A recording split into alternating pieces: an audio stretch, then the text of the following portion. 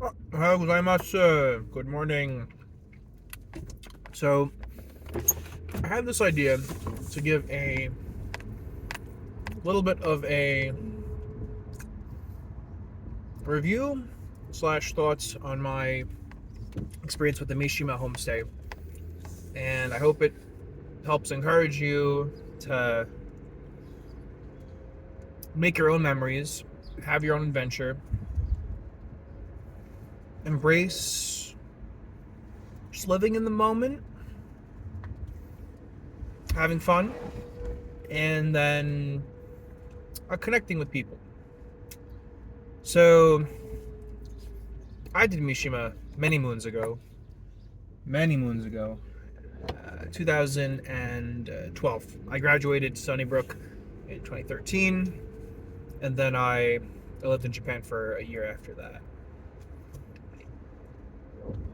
So, definitely, definitely been a while, but I've had a pretty deep connection with Japan since. And I'm driving to work. I figured this is a good time to set a good intention for you guys and for the day.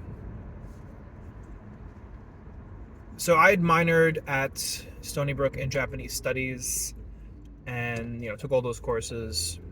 And I was an engineering major, so it was a nice change of pace, a different part of the brain to learn, study. So I'm really grateful for that opportunity that I had when I was at Stony Brook. For me, Japan is always kind of calling in a way. In high school, basically, I mean, aside from the whole usual anime, manga, yada yada, Pokemon, One Piece, Naruto, blah blah blah, the story, it's classic dance. I had done a report on Japan in my senior year on the culture, and that really solidified my interest. And I was also self-studying Nihongo. It was DS game. DS. There was like a language game, a Japanese one that I played with and taught all the all the katakana and all hiragana, a little bit of kanji.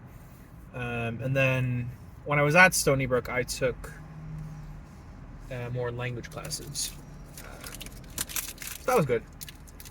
So, moving forward.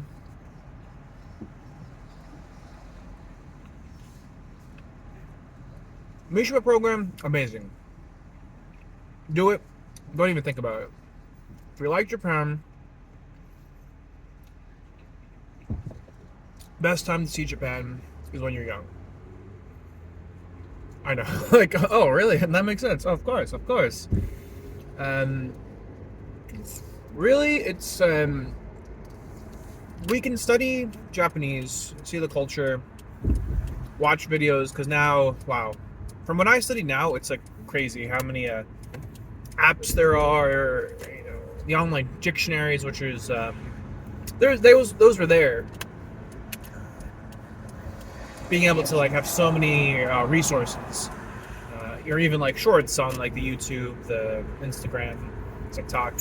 So the ability for you to learn languages at all time, I would say high, definitely easy. Although the base of your language is also really important, which is why the more traditional study, I think, can help a lot. Because if you're just learning like phrases, it's hard to say which way is actually better or more efficient. But if you're learning the language and you're passionate about it, that's important. So that, I would say, a mix of all the different studies is important, and then obviously being able to go to Japan in a setting where you can learn and connect with the family. I think that, for me, was one of the most impactful experiences in my life. It was, changed the course of my life for sure. I'd studied engineering, My life went in a different direction altogether afterwards anyway. I'm not sure if that was directly because of Japan, but right, following your passions and right, if you're really into Japan and you're here, then you're definitely thinking about it. So I would stress the importance of like the homestay, right? A month of that. I don't know if that's the same length it is now, um, but right, that time is super important to force yourself to use the language and use it as much as possible. Put yourself in uncomfortable situations, um, right? Challenge yourself, and don't really worry. I think, in my experience, I've noticed a lot of people, including myself, you can get trapped in your head with language and making sentences and thoughts. So don't worry, all right? These people aren't judging you. They're happy to, you know, have cultural exchange, make friends, and I'll give you like a little story here. Like my senpai, I know I have a senpai. She'd also done a homestay, and it was an amazing experience for her. Now it wasn't not the Mishima program, um, but it's just follow like where is your heart leading you, and then when you're there, just do it. Just like do the stuff, make the time with the people. Communication really important. Just like saying where you're at. I mean, it's like general life advice, free of charge. For example, like the host family I stayed with, the Sasugas, were still in touch. They moved to Australia, and then I actually visited them there. It's probably maybe 7-ish years after the program. I'd also connected with them the year after I graduated, when I had lived in Japan. Then they had actually moved, like kind of shortly after that. And we're well, actually, Skype is gone, so we are going to switch to line now because Skype was just taken down. We had Skype for a long time, connected on Facebook and all that. Um, so yeah, it's like you can forge these relationships that are like family. I think that's cool. That's right there. My Japanese family, they actually came to LA last year, and we met up. That was cool. That was really nice. For me, it was they had reached out, said, "Hey, we're going to LA." I'm like, "I'm there." Booked the flight, all that. Uh, so yes, I would definitely encourage doing it. Just taking all the different foods. Say yes to everything for the first time. If like do onsen, I know it's weird. Onsen is a little bit strange. The concept of nakedness kind of different, but super Japanese style. Japanesey, Nippon teki. Try all the food. Don't just try it. Like unless you have like a dietary restriction, like you're allergic, just try it. Your senpai says try it. And you know what? If you don't like it, at least you tried it. You can say, "Hey, I tried this. Taste isn't for me." And okay, you tried it. You done good. Classes, make sure you study. When I went, we did the morning class, and the afternoons were, programs. Not pro, but we had activities to do, and then some I want to say Jibun no time. I don't know why that came to me. But your own time, you just sort of do your thing. And yeah, what an experience. Amazing. Just, you make memories for life, and that's super important. A few key memories for me, sort of now that I've convinced you. One would be going to Mount Fuji. And there's a few key moments with this. So we had actually taken one of the other homestay students. So I was with the Sasugas and our friend Paolo, who's with Shingai-san. She was a little bit older, so she couldn't drive. So we picked him up and we went on the highway, which was really cool. Did a rest stop. And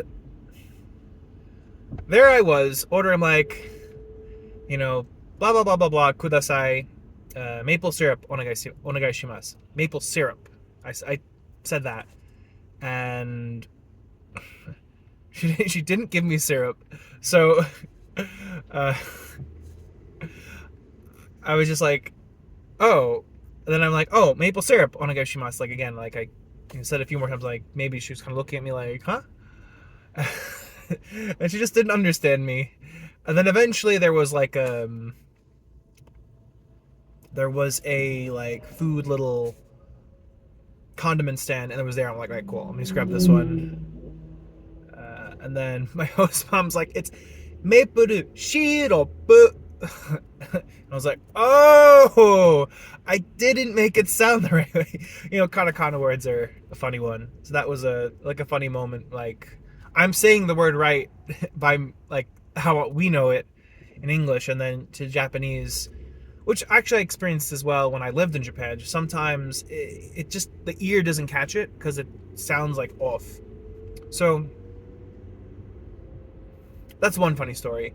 Second funny story with Mount Fuji was, oh man, those roads were so curvy, and Paulo died 5 times every time we were making like a crazy turn. My host mom, we were blasting Adele, and then after we went to Hakone and met my host family's friends, and we went on the boat, did a little bit of the driving around there. Really beautiful, just driving around, and that was a cool experience. Just the love and the care from the host families was something really cool, something special. Just a great experience. So that would be a key memory. Another key memory, host family, was they were late. When we met, they weren't there. I get it now because they had 2 like young kids. There's lots of things going on, so like I completely get being like almost an adult. I don't have kids yet, but I can definitely understand like the chaos of like managing kids and then having to juggle life. So it was just kind of funny, and so because I was the only student whose family wasn't there, but it was cool. We met, and right, because we had arrived and stayed the night and then took the bullet train. So it was like just a cool memory. And then the second part of that would be the leaving. One of the saddest moments ever, just because you bond with everyone so close, all the friends from the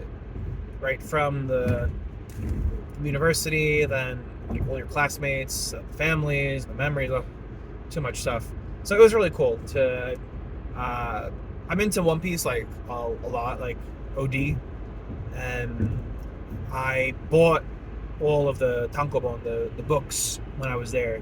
That was fun. Me and my friend Eric, he also bought them.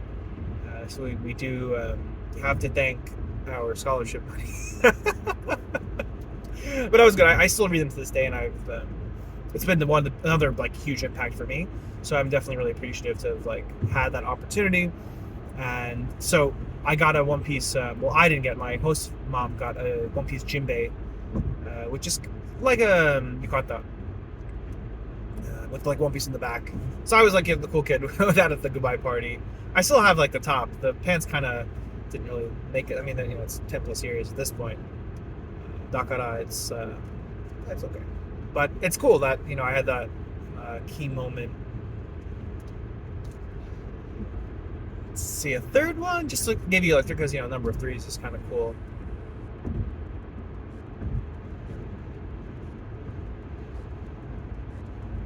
Just like we went to izakaya with it was my host family. We had Chris and Paulo's, and it was just kind of cool, just like eating it's like tapas, like little small plates of food, and we were just having a good time, and like we were all just like chatting. So we had the 3 host families, all of us, and we all just like we're just hanging out, like embracing the Japanese style. And actually, I met my host grandparents. They came by and they got me a One Piece book. So right, the Japanese spirit, there is the omotenashi, which is more customer service, but that attention to detail and care and love in a way. that's definitely something I've taken with me moving forward. Um, so now to give you a little bit of like after the fact, like how is my life different after doing Mishima? Well, kids, I'll tell you what. I'll tell you one thing. For sure, I would say I definitely have Japanese spirit in me. A little bit of the thinking. It's definitely very apparent in situations on the right key difference, U.S. and Japan, group versus individual, like very clear just in how the societies operate.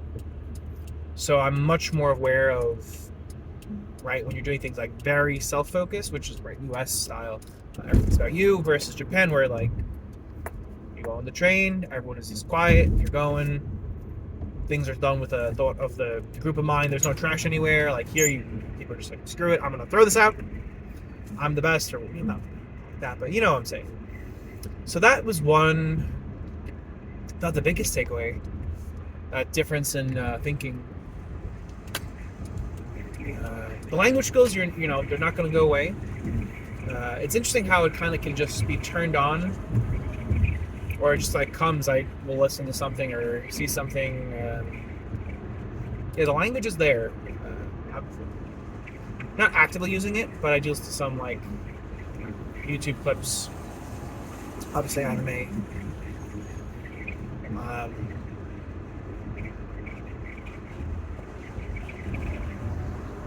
So yeah, I would say then a second takeaway would be find an interest in Japan that is not anime related or manga.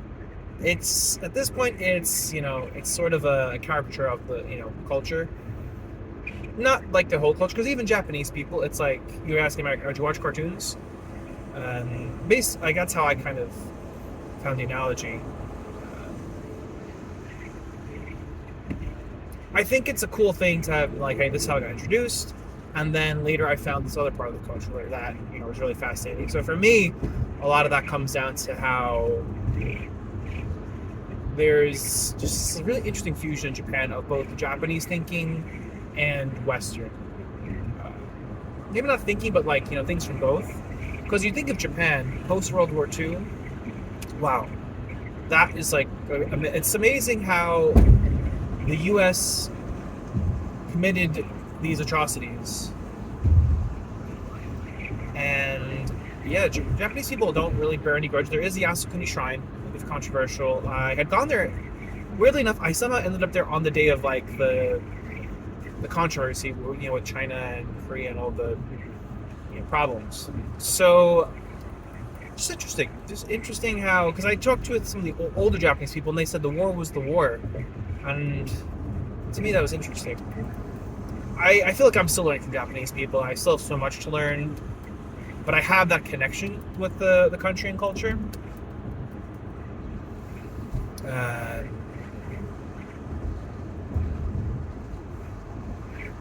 So yeah, find something that interests you. That sure, you enjoy anime manga. Don't like not enjoy it. Right, I'm still reading One Piece. It's hopefully ending in the next 5 years. At least it's sort of been building up for a long time, but it's been a huge part of my life. There's so many things you can learn about. There's the historical part. There's like poetry. There's so much to embrace. I just listened to a podcast, Unpacking Japan, which the guy interviews different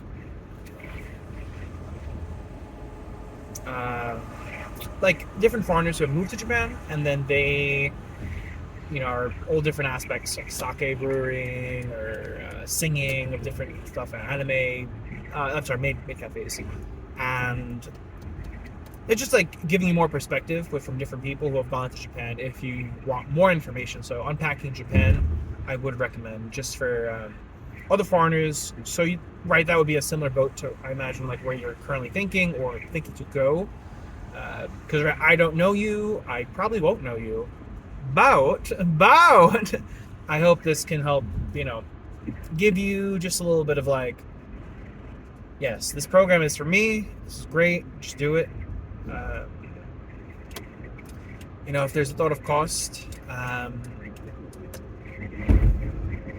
that's definitely a thing. I would say I'll leave you with this, because I think it's a really good point to end on. Not only are you getting the experience out of what you're paying and the time, but you're also getting the memories and getting to relive or remember those times when you look back. And since you're only pretty young, that's going to be a lot of, here I am talking about what I had 10 years ago, and however long I live, I'll be remembering that and still having those human connections as well. So think about that too, because it's not just a shite. This light is going to make. Oh, we made the light! Yes, perfect. Okay, well, I know, almost going to work. Yes, there you have it. Remember that. And if you have any of the questions, you can find me somehow. But yes, there you have it. Adam's experience on Mishima. Why to do it, and you should. Anyways, mata ne.